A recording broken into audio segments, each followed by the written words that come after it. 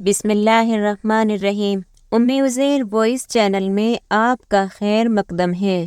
آج ہم سلطان صلاح الدین ایوبی کا پارٹ 2 شروع کرنے جا رہے ہیں۔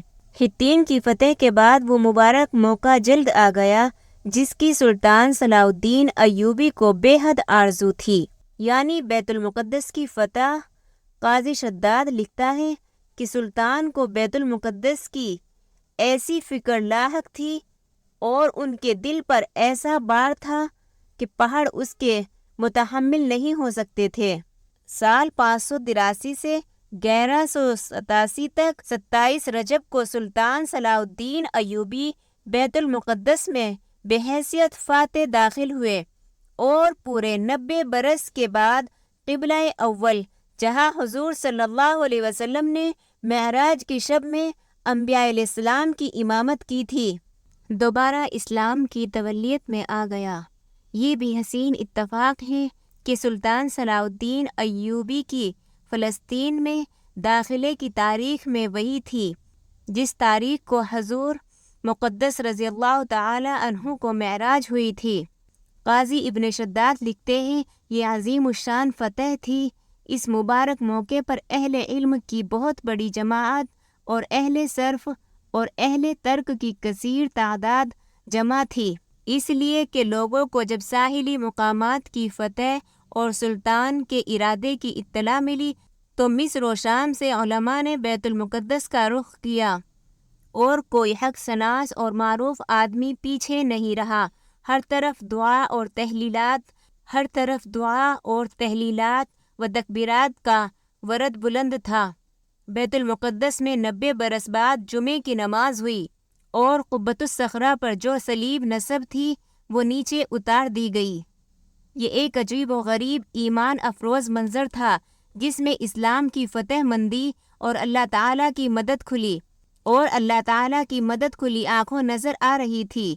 نور الدین زنگی علیہ الرحمہ نے بیت المقدس کے لیے بڑے اہتمام اور بڑے صرف سے منبر بنوایا تھا کہ جب اللہ تعالیٰ بیت المقدس واپس دلائے گا تو یہ منبر وہاں نصب کیا جائے گا۔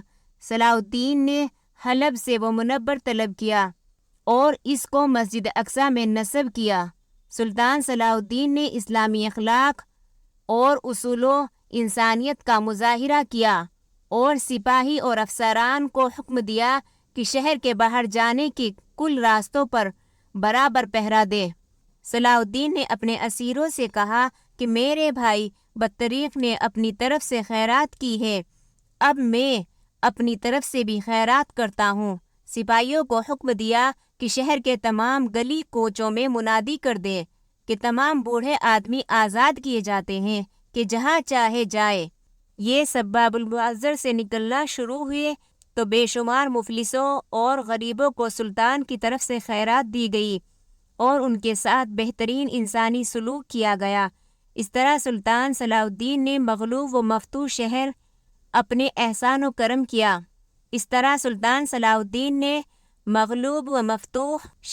اپنا احسان و کرم کیا۔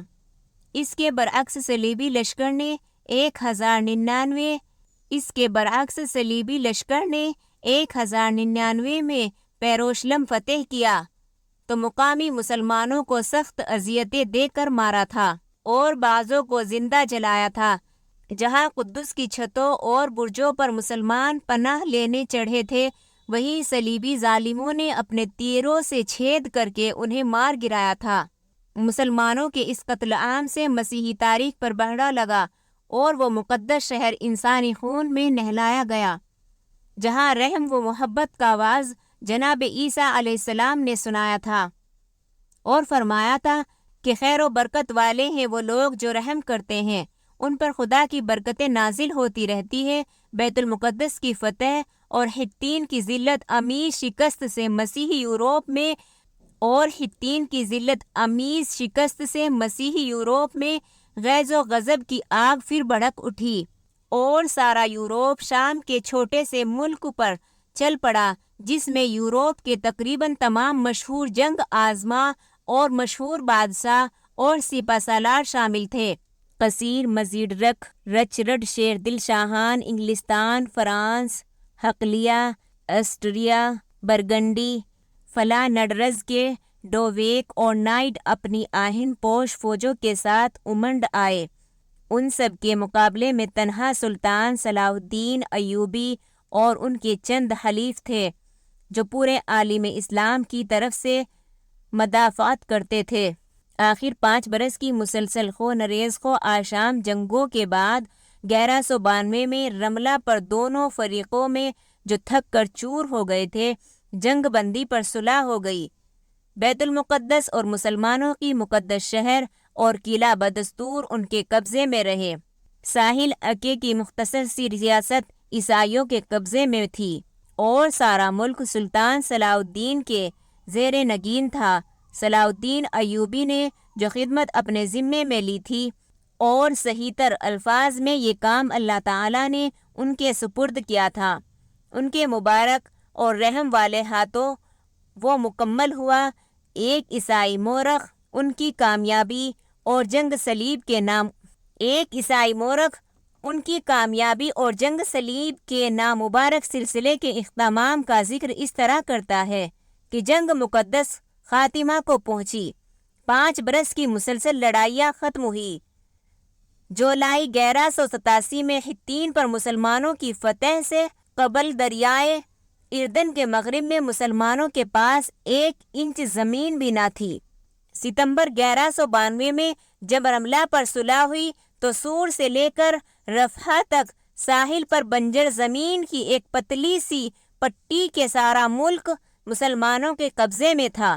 یا پائے روم کی فریاد پر کل مسیحی دنیا نے ہتھیار اٹھا لیے تھے اور فلسطین کے دیگر عیسائی و ایلیان ملک طبقہ واد اور یہ طبقہ البتار کے بڑے بڑے شہسوار اس کوشش میں مصروف تھے کہ بیت المقدس پر اپنا قبضہ اور یروشلم کی مسیحی سلطنت جو مٹنے کے قریب ہے پھر سرسبز ہو جائے، لیکن انجام ان کی کوششوں کے برعکس ہوا۔ اسی دوران میں قیصر فیڈرک بے قضا کر گیا۔ شاہان انگلستان فرانس نے اپنے ملک سدھارے اور ان کے بڑے بڑے شریف اور معجز ساتھی ارض ایلیا میں پیوند خاک ہوئے، لیکن یروشلم پر بھی سلطان صلاح الدین ایوبی کے شریف اور معزز ساتھی ارض ایلیا میں سپرد خاک ہوئے۔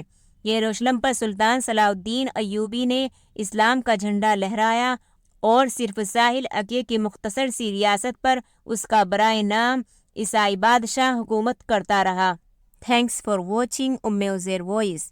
Like and share and subscribe, press the bell icon, and thank you so much.